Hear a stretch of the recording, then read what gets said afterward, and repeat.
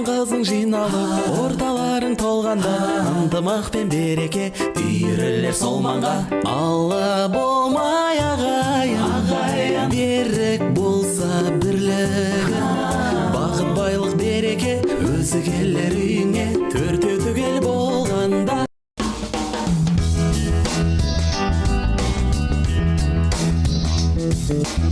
Армысыздар, құрметті көрермендер, эфирде төртеу түгел бағдарламасы. Бүгінгі біздің кейіпкеріміз жастайынан қазақ сахнасына шыққан, талай жұртты әнімен тамсандырған, кейіннен жүргізушілікке, актерлыққа бет бұрған, бүгінгі таңда өте танымал Қазақстан Республикасы еңбек сіңірген қайраткері Меруерт Түсіпбаеваның үйіне қонаққа келдік. Ендеше достар, бізбен бірге болыңыздар.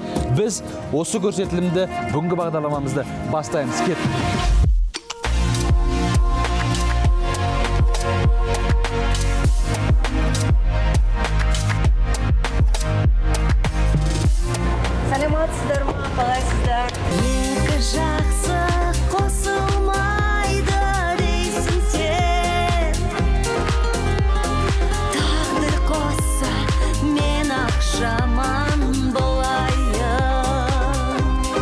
Әнші, актриса, жүргізуші, педагог, айта берсең көп.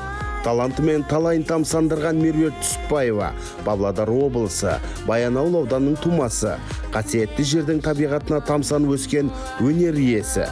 Бала күннен ақ ән айтып, сахнада жүргенін армандайтын. Сөйтіп, ауылдағы қара қыздың арманы қалаға келіп орындалды.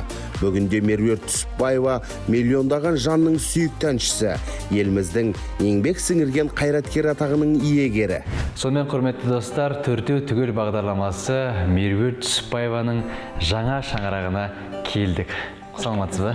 Қош келдік. Жаңа қоныс құтты болсын.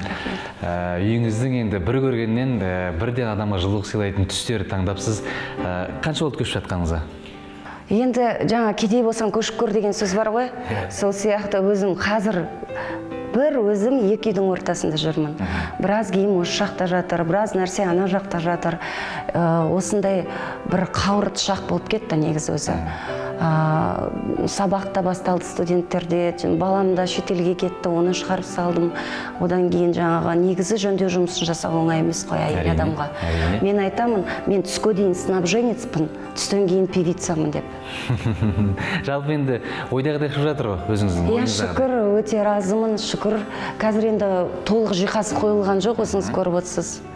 Бірақ дей тұрғанмен жаңа басында айтып кеткендей, мынау түстерді өте жақсы таңдағансыз. Жаңа әңгіме барысында айтып қалдыңыз, бұл жалпы ешқандай дизайнер араласқан жоқ. Үйдің дизайны өзім істедім дедіңіз. Иә, өзім жасадым. Негізі мен черновая дейміз ғой, черновая отделка дейміз. 6-шы черновая. Мен ойлаймын, бұл негізі адамға хобби сияқты болып кетеді екен. Менің мамам айтады, менің қызымның хоббиі үй сатып алу деп. 3-4 жылдың ішінде үй ауыстырғым кеп тұрады. Демек, бұл хоббиіңіз. Содан әбден жасап дизайнермен бірінші жұмыс істепті. Кәдімгі дизайнер, құрметті достар, кәдімгі бір көргеннен бір 10 жылдық бір стажы бар, көп жерлерге үй салып жүрген, жалпы дизайны кеңінен танымал бір дизайнерлардың жұмысы сияқты. Күшті, өте тамаша. Енді осы үйдің іші құтқа, берекеге, бақытқа, байлыққа, құдаға толсын, баланың күлкісіне толсын.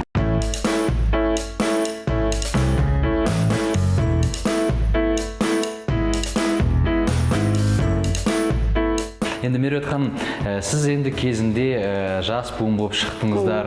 Осы жалпы қазақ эстрадасы деген сөз сіздердің бір сахнаға шығуларыңызбен пара-пара келді. Сол кез өзі жаңағы сырттан орыстардың әнін тыңдап жүрдік, кейін бір леп болып сіздер келдіңіздер, бір плеяда келді. Содан бері қаншама уақыт өтті. Ең алғаш сахнаға шыққаныңыз есіңізде ме? Әрине есімде, енді ол ұмытылмайтын шақ қой. Мен Ғабит Мүсірепов атындағы жастар мен балалар театрына келдім, Жүргеновті аяқтағаннан кейін. Жүргенов мен музыкалық драма актерінің мамандығын аяқтадым. Содан кейін сол Ұлпан Есеней Ғабит Мүсіреповтың пьесасында Ұлпанның жастық шағын Райса Мұхамедиярова Мүсірепова мен Алтынбек Кенжеков, Амина Өмірзақова сондай майталмандармен, дәл қазіргі уақытта біздің Лидия Каденова, Досхан Жолжақсын сияқты ағаларымызбен бір сахнада жүру бақытына ие болдым. Одан кейін ән әлеміне келгенімде ең бірінші рет тамашаның сахнасына шықтым. Ол кезде тамаша кәдімгідей жас таланттарды ашатын орталық сияқты, иә? Бір ғана бағдарлама тамаша. Тамашаға шықтың жұлдызсың, тамашаға шықпадың құндызсың. Меретхан, жаңа енді алғаш сахнасына осы Ғабит Мүсірепов сахнасына шықтым дедіңіз, сол кездегі бір ең алғаш, мысалы менің алғашқы сахнаға шыққан кездегі есімде әлі күнге дейін денемнің қалшылдап дірілдегені. Сондай бір есіңізде қалатын бір оқиға бар ма? Әрине, мен ойлаймын, жаңағы бұл бір ауыр қиын образдардың бірі, ұлпанның жастық шағы, өйткені жаңағы жап-жас қызға айтады ғой, сен осы 60-тағы еркекке шығасың деп. Сол кезде соның реакциясын ойнау керек болды. Ең қиын нәрсе сол болды маған, өте ауыр болды. Өйткені мен енді сол жастық шағымда бәлкім соны нете алмадым деп ойлаймын, жаңағы сезіне алмадым деп ойлаймын. Ол қазіргі ойыңызбен? Иә, өзім солай ойлаймын. Енді ол жерде көрген адамдар енді жақсы бағасын беріп, одан кейін мен Қазақстан жастар сыйлығының лауреатын алдым осы ұлпанның жастық шағын ойнағаннан кейін. Бірақ әрине қазіргі уақытта 50-ден асқан шағында сен анализ жасасаң, зерттесең, мен өкінішке орай сол видео жоқ, ештеңе түсірілмеген ол кезде. Мен енді өзім сол кезде ойлаймын, білмеймін, күмәнданамын. Түзу ойнадым ба, ойнамады ма деп күмәнданамын. Енді оны бір Құдай біледі, көрермендер біледі. Ал негізі өз-өзіме самокритичный дейді, өте сыншыл адаммын. Және де өзім студенттерімді де солай үйретемін. Ешқашан мен қатырдым, мен болдым, ойбай, болды, мен қазақ сахнасына шықпасам, осы жерде қазақтың өнері келейді деп, олай өмір сүруге болмайды. Әр уақытта өзіңді қамшылап, жоқ, мынау жаман, мен бүйттім, мен сөйттім, ана жерде жаман, ана жерде жаман, солай ғана қамшылап. Өте дұрыс айтасыз. Енді жаңа тамаша сахнасына шықтым дейсіз, қандай әнмен шықтыңыз? Қимай сені барамын. Қимай сені барамын. Сіздің Меруерт Түсіпбаева деген атты қазақ эстрадасына алып келген сол ән, әрине. Қимай сені барамын. Жанарым, шоқой амалым, қош бол бақыт қос, қимай сені барамын. Мұңлы жанарым, шоқой амалым, қош бол бақыт қос, қимай сені барамын. Композитор? Шамшбай Сариев, Төлеген Мұхамеджанов. Ол кезде қалай болды? Қазір енді мысалға біздің кезіміздегі жаңағы тапсырыспен жазылатын әндері бар дегендей. Мен Ғабит Мүсірепов атындағы жастар мен балалар театрына келгенімде күн астындағы күнекей деген музыкалық спектакльге музыканы Төлеген Мұхамеджанов жазды. Сол кезде біз таныстық. Одан кейін жаңағы кішкентай кезімде айта кетсем, Құш жолы деген Роза Қуанышеваны орындайтын Төлеген ағаның әніне ғашық болатынмын. Құш жолы шақырады, арман қосып жұлдыздар, ажайып алған құшақ, жаса мәңгі жырға толы өлкем деп міне таң атпай келіп отырсыздар ғой, мына жерде бір жағынан өзі жақсы екен, акустика. Акустика күшті болып тұр. Енді әншінің екені көрініп тұр, акустика бірінші. Қолымызға өтірік микрофонды алып сол жаса мәңгі жырға толы өлкем, жаса мәңгі жырға толы көркем өлкем деп Роза Рымбаева болатынбыз. Құдай-ау, ненің үстіне мініп алды, сатының. Сол кезде мен сол әнге қатты ғашық едім, қатты. Бірақ біраз уақыт өткеннен кейін энергияға сенемін. Біраз уақыт өткесін мен осы дәл Төлеген Мұхамеджановтың әні арқылы, ауылда арман қуған қара қыз, сол кісінің әні арқылы қазақ еліне танымал болам деп, әрине армандадым, бірақ ұйықтасам түсіме кірмейді.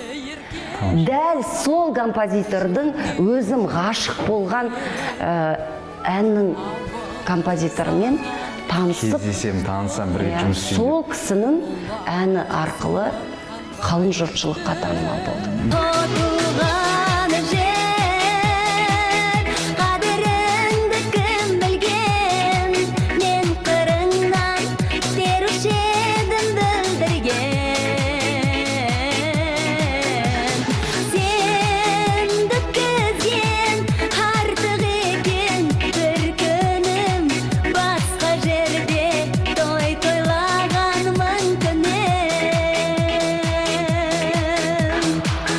айтқан жаңа кішкентай кезінде дедіңіз. Балалық шағыңыз қайда өтті, қалай өтті?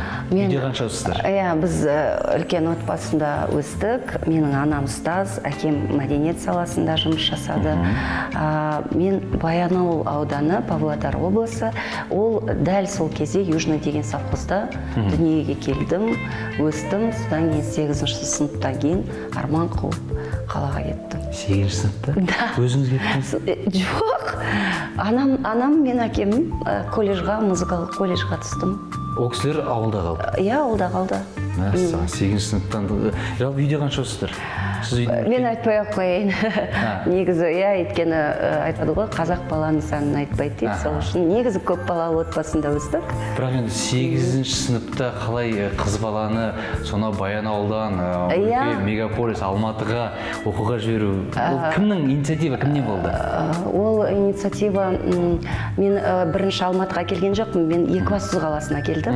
Екібастұз қаласында музыкалық колледжді аяқтадым. Одан кейін оны бітіре сала мен Жүргенов атындағы біздің қазақтың қара шаңырағына музыкалық драма факультетіне оқуға түстім. Енді біраз жылдар артқа еске алайық, сол Екібастұзға 8-ші сынып оқушысы, сонау жаңа өзіңіз айтпақшы аулада Төлеген Мұхамеджановтың әнін орындап жүрген Меруерт Екібастұзға барған кезде атанан сағыну деген бар. Ой, өте қиын болды, менде үлкен стресс болды. Өте үлкен. Қазіргі уақытта мен солай жаңағы негізі айтамыз ғой, бакалавриатты Қазақстанда балалар оқысын деп. Көп ол мәселелер көтеріледі, шетелге балалар, кішкентай балалар шетелге кеткеннен кейін қандай қиындықтар болады. Сол сияқты өзім бір тал баламды жағдайым болса да мектепті бітіре сала Қазақ-Түрік лицейін аяқтады. Мен шетелге жіберуге қарсы болдым. Магистратураға ғана барсын дедім, қазір шетелде магистратурада. Сол сияқты жаңағы осы 8-ші сыныптан кейін қалаға келгенде үлкен стресс болдым. Мен тіпті үйге де қайтып кеткім келетін уақыттары болды, бірақ берілмедім. Біз ылғи орыстардың ортасында бір 2-3 қана қазақ болдық, басқа ұлт өкілдері көбінесе. Содан кейін мен енді ауылдан нота білмей келдім. Ол қыздардың бәрі нота біледі. Бірінші күні доскаға шығып, тақтаға шығып, мұғалім тез арада нотаны, жаңағы біз жазамыз ғой, кәдімгі солай жазғанда тез арада ноталарды жаза бастады. Басқадан балалар барып отырып алып, тез арада көшіре бастады. Мен отырмын, ана нотаны жаза алмаймын. Адамдар нотаны былай қылып жаза салса, мен абдөкөй картошка қыламын да, былай істей алмаймын, мүлдем жаза алмаймын. Адамдар кәдімгідей былай қолмен жазғандай кетіп жатыр. Кириллицаны қалай жазамыз солай. Солай өте үлкен стресс болды. Сол үшін жаңағы дәл қазіргі уақытта тіпті балалардың психикасы не ғой, өте жұқа. Сол үшін ата-аналарға айтамын енді, баланы шетелге, мектеп бітіргеннен кейін немесе осылай колледжге, тіпті басқа қалаға жібергенде өте сақ болу керек. Жанайдың жапан біздің киегінде, жүрегім жақсылыққа үйірілмей. Жаным-ау, алдың баура, жаным-ау, алдың баура, жаным-ау, алдың баура, еріндей. Жаным-ау, алдың баура, жаным-ау, алдың баура. Эстрада сахнасында қазір қаншалықты Меруерт Түсіпбаева сұраныста? Мені қазіргі уақытта көбінесе сол сабақ беремін, сосын саяхатқа шығамын десем. Ол да бір хоббиңіз? Иә, ол да хобби. Әрине, саяхатқа шығамын. Одан кейін жаңа айттым осы үй іздеймін, үй сатып алып десем. Үй сатып алып үй жөндеймін. Одан кейін білмеймін, мен 50-ге асқаннан кейін, 50-ден асқаннан кейін мен ойладым жаңағы жанталас өмір сүрмейші деп. Өзім не істегім келеді, соны істейін деп. Әндер жазып жатырмын, жақында жаңа ән жаздым. Құдай қаласа бейнеклипте түсірмекпіз. Сол бір көптен бері ұнаған әндердің бірі. Негізі әндер көп ән ұсынылады. Қазір құдайға шүкір әлеуметтік желі ашық қой. Әр көрермен, әр тыңдарман әншімен сөйлесе береді. Сол үшін ойын түк жеткізе алады, айта алады. Ән көп бері ұсынылады, бірақ 96-95 жылы шықтым ғой эстрада сахнасына. Дәл сондағыдай жаңағы менде не жоқ. ынта да жоқ, қызығушылық та жоқ, сұраныс та жоқ. Енді бұлақта да су таусылады ғой. Содан кейін эстрада әлемі ол жаңағы жастардың әлемі, солай емес па? Мен ойлаймын, эстрада. Ол классика жаңағы жүре береді. Мария Каллас сияқты да, Плачо Доминго деген сияқты сондай адамдар ол жаңағы жүре беруі мүмкін. Классика өлмейді ғой. Ал енді эстрадада жаңағы семіріп алып, бір орынсыз жаңағы сахнада денесін көтере алмай, селкілдеп, соны керек па керек емес па? Мен ойлаймын жаңағы тізгінді бермей жастарға. Тыңдармандарыңызшы сонау 97-96 жылдан бері тыңдармандарым, кеше балам маған кешке қарай балам Европада қазір магистратураға түсті IT саласына. Соны маған сол Европадағы қазақтардың чатынан балам маған скрин жіберді. Сол Европадағы қазақтың балалары айтыпты, осындай жерден қазақ эстрадасының әндерін сіздер жүктей аласыздар деп жазған ғой біреу. Сөйтсе екі адам жазыпты, ал Меруерт Түсіпбаева неге жоқ деп. Анандай несі өр қойыпты, жылаған смайлик. Балам маған солай хабарласады, мама қараңыз деп. Мен де тұрып осыз тыңдармандарыңыз. Енді тыңдармандар басқан тыңдасын десем. Тыңдармандар маған қазір хабарласып, үйдің дизайны сұрасыз. Жоқ, тыңдармандарды жақында қуантамыз. Құдай қаласа Бақдәулет Арыстанбекұлым деген композитор, әнші композитор, өзі ақын, сол баланың көп күткен бақытым деген әнін жаздырдық. Тірідей гитарасын Лұқпан Жолдасов жазды. Тірідей тағы екінші гитараны тағы Бауыржан деген бір атақты адам, Макс деген аранжировщик. Бұл әнді жаңағы жасау үшін, сахнаға шығару үшін 8-9 адам жұмыс істеді. Сапалы жасадық та, сондай тірі дыбыстар деген сияқты. Ойланып Лұқпанға барды, анадан сұрадық, мынадан. Сонымен сөзін түзеттік деген сияқты өте көп коррекция болды. Қазір дайын ән.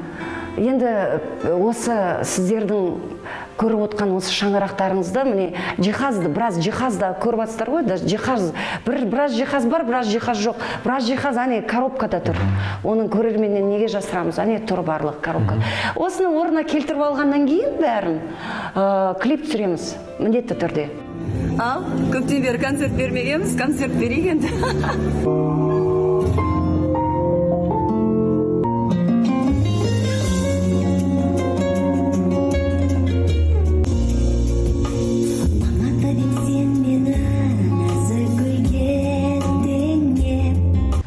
Жалпы өнер кімнен дарыды сізге? Қалай ойлайсыз?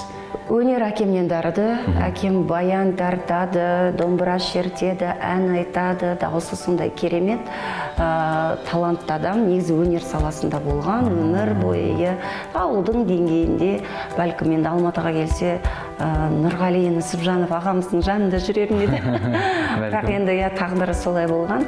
Өзі енді солай айтып отыратын, осы өнерді қуып кетпеппін деп. Бірақ енді мен ойлаймын, ондай шалғай жақтан, сіз қазір ойланып қарасаңыз, Павлодар облысынан аса танымал адам өте азды. Эстрада әлемінде, кино әлемінде.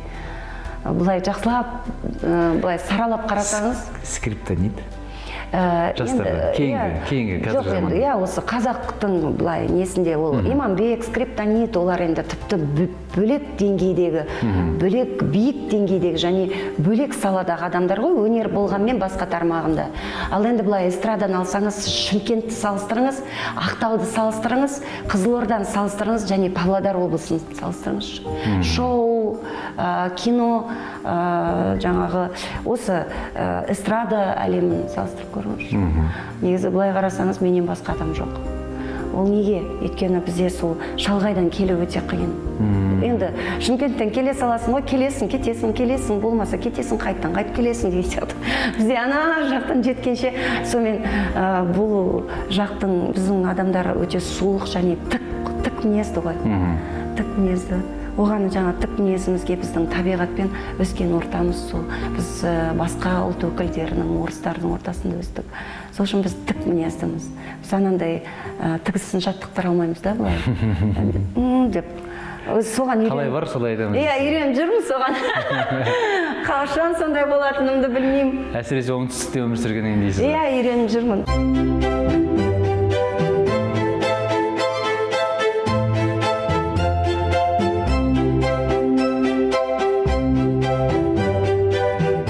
Енді мынандай бір сұрақ қояйын. Сіз Меруерт Түсіпбаева әнші, актриса, тележүргізуші. Иә, осы үшеуін бірге қамтып жүрсіз. Жақында жаңа өзіңіз айтып қалдыңыз, сериалға түстім дедіңіз. Кинолен қалай сіз үшін? Енді актриса болғандықтан мен оның бәрін бөліп жармаймын, өйткені бұл өзі бітірген мамандығымыз. Мен сөзді де тез жаттаймын. Продюсерлер шақырғанда мен осы жазда 2 эпизодқа шақырды, енді үлкен роль емес. 2 продюсер, біреуі Ақжауын, біреуі Толқын Сейдоллақызының жобасы. Сол кезде мен негізі өте үлкен дайындықпен келемін, сценарийді қараймын. Ой, жарайды, болды, мен профессионалмын ғой, мен сол жерге барып айта салам деген ондай болмайды. Сценарийді ертерек сұратамын, оны жаттаймын, оны қараймын. Кейбір сөздер ұнамайды, оны ауыстырамын. Өйткені сценарист те кейде енді адам баласы ғой, шатысуы мүмкін, сөз көп, анау-мынау, кейде бір жаңағы өзіме бір қолайлы сөздер іздеймін. Ол бәрібір деген жаңағы концепциядан кетпей сериалдың. Дайындаламын, жаңағы киімді ылғи тек өз киімімді киемін. Барлық сериалда осы бүгінгі күнге түскен барлық сериалда тек өз киімімді кидім. Маған жаңа мамам айтады, ол Құдай-ау, мына гардеробқа киім сыймайды десем, оны неге таратпайсың деп. Оны қайтесің? Мен айтамын, мама, мен бір жағынан 20 жыл киген киімім сия береді. Мен мына көйлекті 10 жыл болды үйге киіп жүргеніме. Үйге сыртқа кие берем. Ол жаңа модадан шықпайды ғой негізі. Сонымен мен анандай бір қатты семіріп кетсе, адамдар сыймай қалады ол киімдеріне. Мен сия берем киімдеріме. Сол үшін мен киімдерін бәрін сақтап қоямын, сериалға звондайды, айтады мынандай. Болды, маған өзім алып келем киімді, бүкіл киімді өзім суретіп алып келем. Бір чемодан киіммен баратын, 2 чемодан аяқ киіммен баратын сәттер болды. Мен негізі сондай жаңағы жауапкершілікпен қараймын әр жұмысты. Are you ready for it? Енді мен жаңадан бері ойыма бірдеңке түйіп отырмын да, бір сұрақ туындап отыр менде.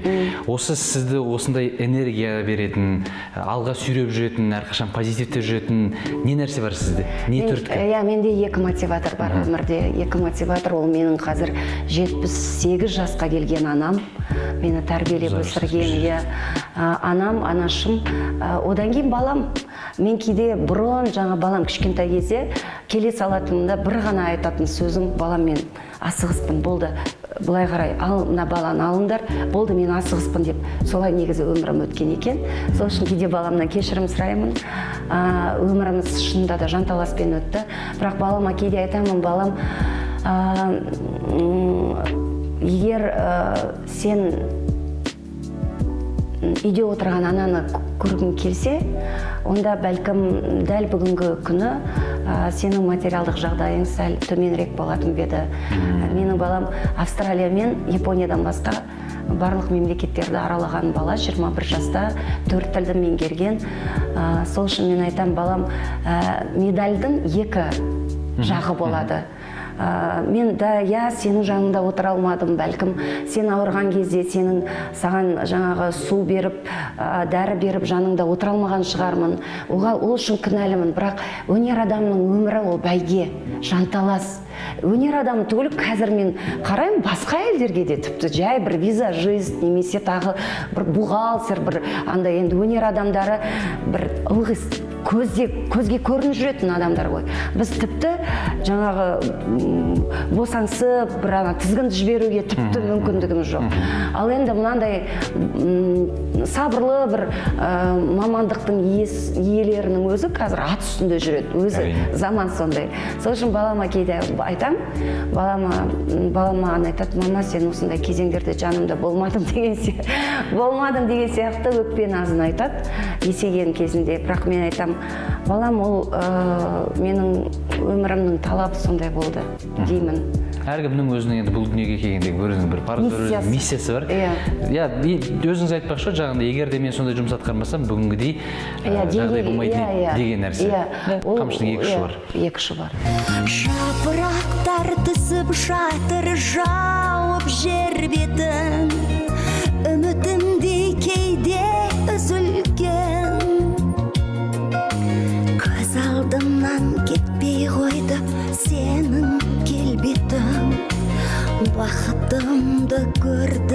жүзіңнен. Сіз енді жаңа әңгіме барысында айтып жатсыз, Меруерт ханым, студенттер дейсіз. Сонда қазір сабақ бересіз бе? Мен 12 жыл бойы үзбей сабақ беріп жатқан ұстазбын. Осы бағдарламаның продюсері де, режиссері де менің шәкіртім. Негізі осындай жаңағы көшіп жатқан кезеңде мен ешкімге интервью беретін жағдайым жоқ еді. Бірақ осы шәкіртім айтқаннан кейін өтінгесін жоқ деп айта алмадым. Рахмет сізге. Рахмет. Шәкірттерім 12 жыл бойы мен үзбей сабақ беремін. Дәл қазіргі уақытта қазақ ұлттық біздің Құрманғазы атындағы консерваторияда сабақ беремін. Ұстаздар қауымына осындай жаңағы кейбір қиындықтар болады. Сол үшін ұстаздардың статусын көтерсе екен деймін. Ақшаны қосса екен деймін. Біздің президентіміз Қасым-Жомарт Кемелұлы Тоқаев айтып еді, солай жаңағы біз ұстаздардың статусын көтереміз деп. Енді ұстаздардың жұмысы оңай емес, бірақ мен өзім өте жақсы көрем, айттым. Мен 35 жыл бойы үзбей жұмыс жасаған ұстаздың қызы болғандықтан, мен егер әртіс болмасам, мен міндетті түрде ұстаз болатын едім. Демек, ата-ананың қанымен келген нәрсе ғой, үйдегі тәрбие. Мен солай ойлаймын, мен өзім ғылым кандидатымын, педагогикалық ғылымдарының кандидатымын. 2009 жылы эстетика тақырыбында оны қорғағанмын. Тамаша. Біз білмеген Меруерт ханымның неше түрлі қырлары бар. Анау білмеген жердің ой-шұңқыры көп дейді ғой. Ой-шұңқыры көп. Мен жаңа енді қазір Құдай қаласа айттым ғой, осы 6-шы черновой жұмыстан кейін онлайн ба немесе барып ба Ресейге ме, шетелге ме бір жерге барып осы дизайн интерьерін оқымақпын. Мәссаған. Өйткені мен ойлаймын, бір жақсы сөз бар ғой, век живи, век учись. Мен ойлаймын, жаңағы ойбай, мен 50-ден астым, барлығы там бітті, енді отырайын, немере бағайын деген сияқты. Бағамыз немерені, бірақ мен ойлаймын, жаңағы балаға да, немереге де бақытты әже, бақытты ана керек деп ойлаймын. Әрине, әлбетте, өте дұрыс айтасыз. 21-ші ғасыр дамыған заман, мынау әлеуметтік желі әсіресе өте дамыған заман. Сіз әлеуметтік желіде қанша уақыт бөлесіз? Жалпы қолданасыз әлеуметтік желімен? Әрине, мен өте белсендімін, және де менің Инстаграм парақшама кіретін болсаңыздар, мен жаңағы міне деп ондайларды салмаймын. Мен мүлдем жаңағы бір қиын кезеңдегі адамдардың өмірі немесе жаңағы бір әлеуметтік тақырып деген сияқты көп жазамын ондайға. Қанша оқырманыңыз бар? 333 мың. Соның ішінде бір 100 мың адамдай менде блогта тұр. Неліктен? Енді мен ойлаймын жаңағы, мен танымайтын адамды үйіме кіргізбеймін ғой. Инстаграм парақшам, Фейсбуктағы парақшаларым бұл өзімнің үйім сияқты. Өзімнің әлемім жеке. Сол үшін мен өзімді жек көретін, танымайтын, үйіме кеп түкіріп кететін адамды мен қайтем. Ол адам маған не үшін керек? Не үшін керек? Өзіңіз ойлаңызшы. Ондай оқырман керек емес. Сонымен бір 100 мыңдай адам менде блогта тұр. Маған жаңа албасты, немесе қартайыпсың деген сияқты тағы да бір теме жазған адамдарды блогқа қойып қоямын. Мендегі санада саны кез толы дау, бұл жанның жоқ беді тыққама. Түнгі тағы да таныс бір қоңырау, көтергім келмейді тұтқаны. Сонымен құрметті достар, бүгін төртеу түгел бағдарламасы қазақ эстрадасының ерке қызы, Қазақстан Республикасының өнер еңбек сіңірген қайраткері Меруерт Түсіпбаеваның сиясы кетпеген, әлі мынау сиялардың иісі кетпеген жаңа шаңырағында қонақта болдық, өздеріңіз куәсіздер, тамаша әңгіме құрдық, талай нәрсенің сырларын білдік. Меруерт Түсіпбаеваның біз білмейтін қырларын білдік, жаңағы дизайнер екен, саяхаттаушы. Аман болыңыз. Төртеу түгел бағдарламасы атынан сізге алғыс білдіреміз. Осындай бізге сұхбат бергеніңізге жас деп қарамай өзіңіздің ішкі жан дүниеңізбен бөліскеніңізге үлкен рахмет. Енді келесі жолы Меруерт Түсіпбаеваның жаңа үйінде кездесейік. Төртеу түгел болсын, құрметті ағайын. Сау болыңыздар. Ол мен қызың жиналып, орталарың толғанда, ынтымақ пен береке үйірілер сол маңға. Алла болмай ағайын, берік болса бірлік, бақыт байлық береке өзі келер үйіңе.